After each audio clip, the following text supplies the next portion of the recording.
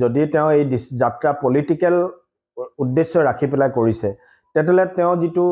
কিবা যাত্ৰা কৰিছিল নহয় তেওঁ বাহিৰত যে গোটেই অল ইণ্ডিয়া যিটো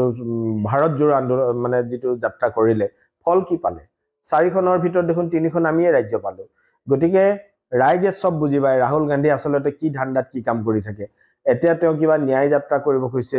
অন্যায় কোনে কৰিলে আই যদি তেওঁ ন্যায় দিব ন্যায় যাত্ৰা কৰিব যে খুজিছে যোৱা দেশ স্বাধীন হোৱা আজি 75টা বছৰৰ আটাইতকৈ বেছি সময়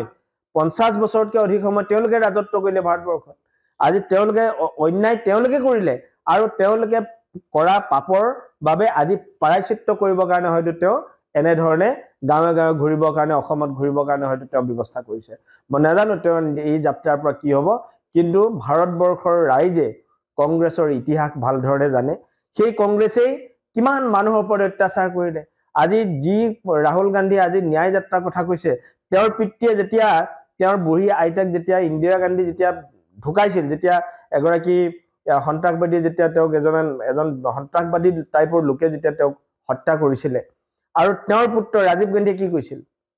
যেতিয়া হাজাৰ হাজাৰ দিল্লীত শিখ দিল্লী হাৰিয়ানা পাঞ্জাবত হাজাৰ হাজাৰ শিখ যেতিয়া নিধন কৰিছিল সেই কংগ্ৰেছী লোকসকলে আৰু তেতিয়া তাৰ প্ৰতিক্ৰিয়া বিচৰাত ৰাজীৱ গান্ধীয়ে কি কৈছিল ৰাজীৱ গান্ধীয়ে কৈছিল যে যেতিয়া এজোপা ডাঙৰ গছ উভালি যায় তো তেতিয়া পৃথিৱীখন অলপ লৰে বুলি কৈছিল কপি যায় বুলি কৈছিল তাৰ মানে তেওঁ মানুহৰ মৃত্যুটোক ন্যায়্যতা প্ৰদান কৰিব খুজিছিল হেতু ন্যায় নেকি যে যত হাজাৰ হাজাৰ এগৰাকী মানুহৰ মৃত্যুৰ বাবে হাজাৰ হাজাৰ শিখ মানুহক হত্যা কৰা হৈছিল আৰু হেতুক তেওঁ ন্যায়সংগত বুলি কৰিব খুজিছিল ক'ব খুজিছিল গতিকে কংগ্ৰেছৰ ইতিহাস মানুহে জানে যে কংগ্ৰেছে যিমান যি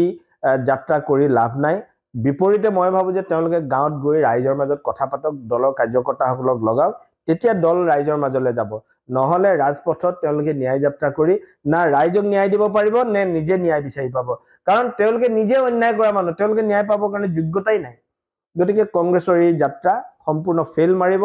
আৰু ইতিমধ্যে বিভিন্ন যাত্ৰা ফেল মাৰিছে এটোও ফেল মাৰিব যদি তেওঁ এই যাত্ৰা পলিটিক্যাল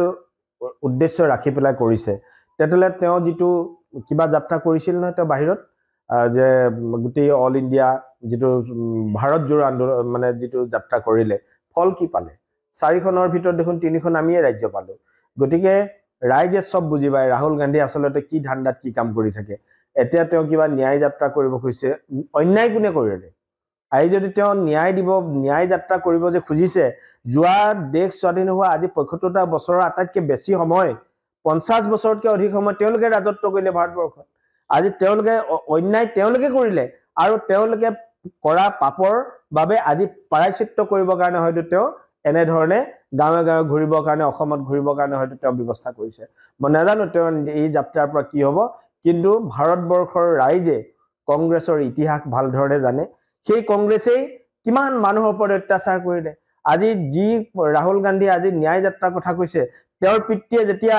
তেওঁৰ বুঢ়ী আইতাক যেতিয়া ইন্দিৰা গান্ধী যেতিয়া ঢুকাইছিল যেতিয়া এগৰাকী সন্ত্ৰাসবাদী যেতিয়া তেওঁক এজন সন্ত্ৰাসবাদী টাইপৰ লোকে যেতিয়া তেওঁক হত্যা কৰিছিলে আৰু তেওঁৰ পুত্ৰ ৰাজীৱ গান্ধীয়ে কি কৈছিল যেতিয়া হাজাৰ হাজাৰ দিল্লীত শিখ দিল্লী হাৰিয়ানা পাঞ্জাবত হাজাৰ হাজাৰ শিখ যেতিয়া নিধন কৰিছিল সেই কংগ্ৰেছী লোকসকলে আৰু তেতিয়া তাৰ প্ৰতিক্ৰিয়া বিচৰাত ৰাজীৱ গান্ধীয়ে কি কৈছিল ৰাজীৱ গান্ধীয়ে কৈছিল যে যেতিয়া এজোপা ডাঙৰ গছ উভালি যায় তো তেতিয়া পৃথিৱীখন অলপ লৰে বুলি কৈছিল কপি যায় বুলি কৈছিল তাৰ মানে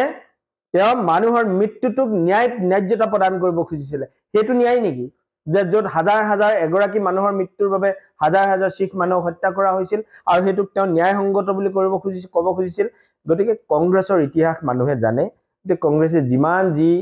যাত্ৰা কৰি লাভ নাই বিপৰীতে মই ভাবো যে তেওঁলোকে গাঁৱত গৈ ৰাইজৰ মাজত কথা পাতক দলৰ কাৰ্যকৰ্তাসকলক লগাওক তেতিয়া দল ৰাইজৰ মাজলৈ যাব নহলে ৰাজপথত তেওঁলোকে ন্যায় যাত্ৰা কৰি না ৰাইজক ন্যায় দিব পাৰিব নে নিজে ন্যায় বিচাৰি পাব কাৰণ তেওঁলোকে নিজে অন্যায় কৰা মানুহ তেওঁলোকে ন্যায় পাবৰ কাৰণে যোগ্যতাই নাই গতিকে কংগ্ৰেছৰ এই যাত্ৰা সম্পূৰ্ণ ফেল মাৰিব আৰু ইতিমধ্যে বিভিন্ন যাত্ৰা ফেল মাৰিছে এটোও ফেল মাৰিব